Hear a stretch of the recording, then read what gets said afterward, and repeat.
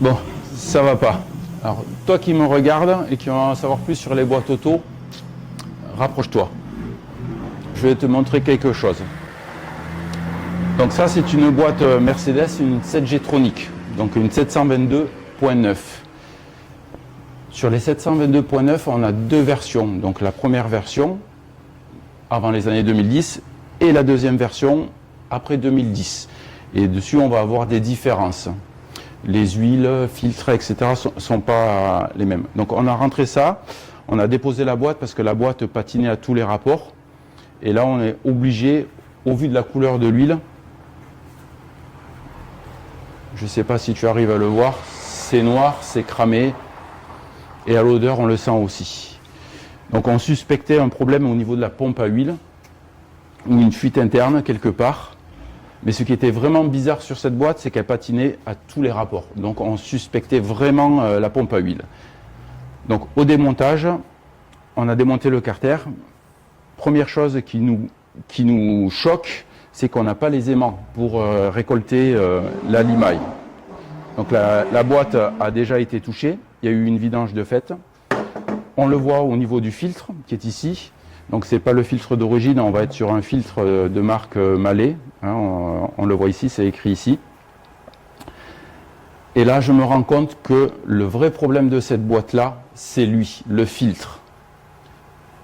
Donc il vous faut faire hyper attention, si vous faites votre vidange de boîte auto, de choisir les bonnes pièces. Ou de confier votre véhicule à un professionnel averti.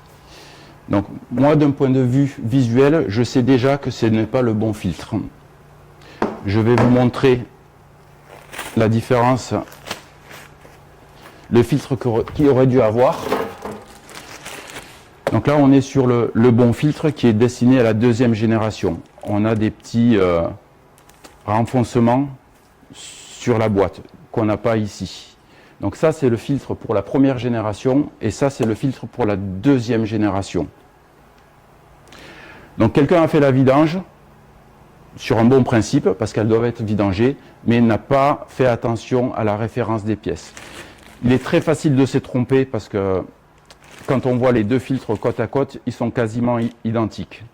Mais il y a des petites variantes et il faut faire super attention. Donc là, suite à une erreur d'une personne, le client se retrouve avec une réfection complète. Donc le conseil que je vous donne, si vous devez faire la vidange de votre boîte auto, c'est d'aller dans un garage partenaire, laboîteautomatique.com. Je vous mets les liens dans la vidéo et demandez vraiment à ce qu'on vous montre les pièces et assurez-vous que la personne a bien choisi les bonnes pièces. Si c'est un garage du partenaire réseau, nous leur fournissons les pièces, nous vérifions avec eux les bonnes références. Donc faites attention, une vidange à 500-600 euros qui coûte 6-7 000 euros de réparation aujourd'hui. Donc laboîteautomatique.com, trouvez un centre, je vous mets le lien en dessous. À bientôt.